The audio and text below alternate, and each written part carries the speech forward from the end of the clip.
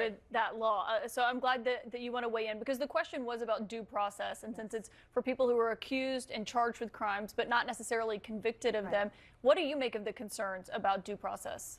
So I understand your concerns, and I understand how immigrants across this country who are here legally and have followed the law are being terrorized right now because they are unsure of what happens next.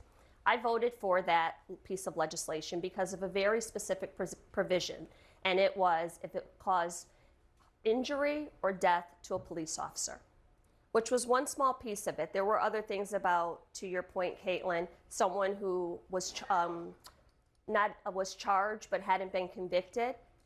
As I've thought about it over the last couple months, I probably would have voted differently. It's a vote that I regret, but coming into this Congress, I trusted that this administration, we would have some, if they wanted to have border security, they wanted to work with Democrats, that we could actually move forward. I'm not really sure of that because I've seen the rhetoric that has come out and the attacks that have been targeted towards immigrants. So I am very cautious and careful when I'm negotiating my votes moving forward. It's notable, Congresswoman, to hear you say you regret that vote. Congressman McKenzie, what's your response and thoughts on all of this?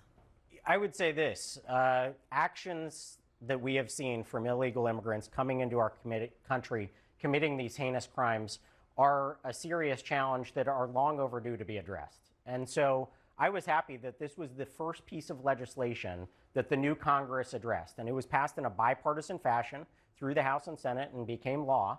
And there are more things that we need to do in a bipartisan way to actually get these solutions that 80% of Americans agree with.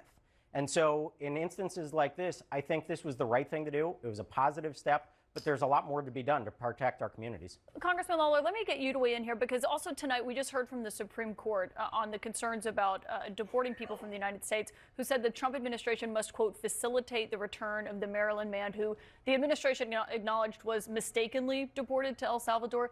Do you agree with the Supreme Court's ruling on that? Yes.